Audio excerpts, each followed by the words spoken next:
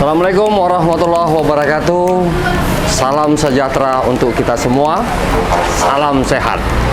Jumpa di Cakap-Cakap Jari. Hari ini kita jalan-jalan ke Kecamatan Gebang. Jadi kita melihat tempat produksi cemilan keripik. Jadi kita berada di tempat keripik cinta Mas Hendro. Nah, untuk lebih jelasnya nanti kita bisa tengok-tengok, dan nanti juga kita akan jumpai Mas Hendro, si pemilik keripik. Oke.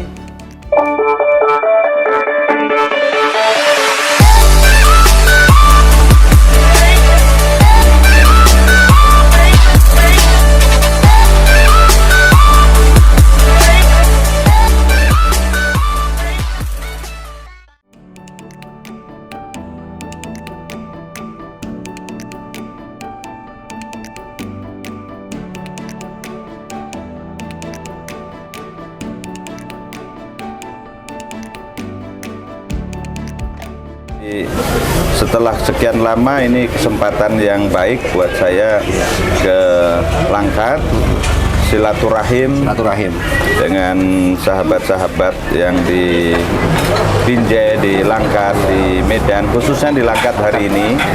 Saya mulai tadi dari Masjid Azizi, ya, Tanjung Pura. Itu kan Masjid Kesultanan Langkat waktu itu, ya. Kesultanan Langkat itu salah satu kesultanan Islam yang makmur pada zaman itu karena dukungan faktor ekonomi perkebunan dan minyak di Pangkalan Brandan, ya. Nah, ya saya suka melihat dan melihat faktor sejarah itu sebagai hal yang penting kalau kita mau melangkah ke depan. Jadi setiap saya ke daerah-daerah, saya selalu berusaha ingin menengok apa yang dulu pernah terjadi di daerah itu sebagai modal historis untuk melihat ke depan. Makanya saya ke Masjid Azizi, kemudian saya tadi ziarah ke makam Tengku Amir Hamzah, ya kan? Itu pujangga hebat pada zaman itu yang ya sayang menjadi korban revolusi sosial waktu itu, ya. Itu masa lalu. Nah, kemudian masa kininya, kemudian ya saya silaturahim nengok adik saya ini, Hendro, yang sudah merintis sesuatu yang menurut saya sangat bersifat terobosan, gitu. Kalau mau dibahasakan agak besar, bahasa besar, ini bisnis, ya, yang tidak melulu bersemangat akumulasi modal. Oke. Tetapi ini bisnis yang mengawinkan secara imbang antara prinsip akumulasi dan prinsip distribusi. Ini kan bisnis yang sesungguhnya lebih kuat dan kemudian lebih bisa sinambung ke depan dan kemudian punya dampak keadilan ke lingkungannya. Nah, bisnis yang spiritnya mengawinkan akumulasi dan distribusi. Kalau cuman akumulasi, besar sendirian meninggalkan yang banyak, ya kan? Kalau cuman distribusi tanpa akumulasi, ya bukan bisnis, ya kan? Kira-kira gitu. Saya memahaminya seperti itu, dan Hendro sudah menunjukkan bahwa model bisnis seperti ini bisa tumbuh sehat dan berhasil, dan mudah-mudahan ini makin besar dan bisa menjadi model yang dipercaya bahwa untuk menjadi pengusaha atau pelaku ekonomi itu jangan melulu akumulasi oriented, gitu, tetapi juga ada semangat distribusi yang bermanfaat bagi lingkungannya, bagi masyarakat luas. Kira-kira gitulah sederhananya. Jadi pengalaman Pak Anas lah, udah keliling. Ini kan Indonesia, Pak Anas sudah keliling ini kan, melihat apakah seperti Mas Hendro ini yang Pak Anas lihat di daerah lain yang dilakukan oleh Mas Hendro ini, apakah ada gitu, Pak? Ada juga, tetapi saya lihat ini Hendro ini agak ekstrim. Oh. Ya, jadi kan sebetulnya kan dalam dalam tradisi Islam dan juga dalam tradisi negara modern, ya kan, itu ada zakat, infak, sedekah, kemudian ada CSR, ada pajak, ya kan, itu kan sebetulnya sama substansinya, elemen distribusi, ya kan, elemen distribusi atau redistribusi kekayaan kan. Nah, tapi model Hendro ini saya lihat dia tidak mementingkan prosentase, ya kan, tapi lebih mementingkan bagaimana elemen distribusi itu bermanfaat lebih maksimal. Tapi dari cerita Hendro, justru dengan itu kemudian juga mendorong bisnis ini tumbuh. Akumulasinya juga jalan, kan gitu. Makin besar, bahkan kemudian punya proyeksi untuk jauh lebih besar dan merangkul pelaku-pelaku UMKM di sekitar sini untuk bahkan ngepost di sini. Nah, menjadi sentra, ya kan? Itu kan sesuatu yang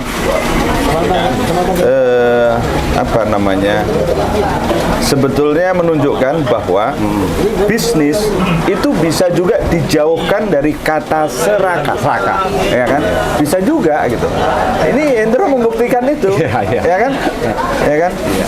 Serakah bisa diganti sedekah, ya kan? Artinya kita melihat gini, bukan sedekah sih sebetulnya, tapi saya melihatnya lebih struktural. Ya, lebih struktural. Kalau menggandeng pelaku-pelaku UMKM di sini, itu sebetulnya upaya struktural. Tapi kalau kantin gratis, itu memang bantuan yang bersifat karitatif, ya.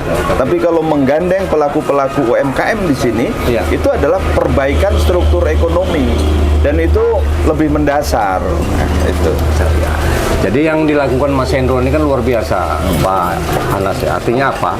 Kalau kita lihat ya, biasa di Langkat ini, Kabupaten Langkat ini, kita orang selalu katakan sedekah itu setiap Jumat, kan gitu kan. Nah, dengan bisnis yang dilakukan Mas Hendro ini, setiap harinya, ya kan banyak ya yang pengunjung yang datang, kemudian kita lihat langsung itu secara gratis, mau makan, minum, itu kan luar biasa.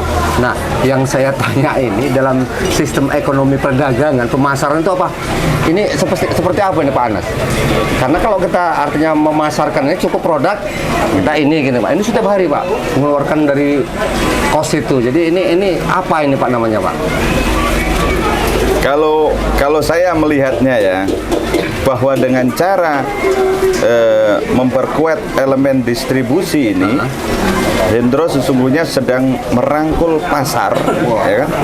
Merangkul pasar dengan cara non konvensional. Cara yang konvensional dengan pemasaran biasa itu, ya kan? Tapi dengan cara seperti yang dilakukan Hendro, itu pemasaran non konvensional yang lebih bertenaga sebetulnya, lebih kuat, ya kan? Daya sebar promosinya, karena yang menyebar itu, ya, itu bukan hanya soal Mas Hendro bisnis keripik cinta, tidak berhenti di situ, tetapi bersama dengan kalimat Mas Hendro bisnis keripik cinta itu ada nilai-nilai kebaikan, ada nilai-nilai kemaslahatan umum yang berjalan bareng, dan itu adalah kalimat-kalimat yang bermakna azimat itu, ya kan? Ada nilai saktinya di situ, dan itu sulit dibendung, ya kan?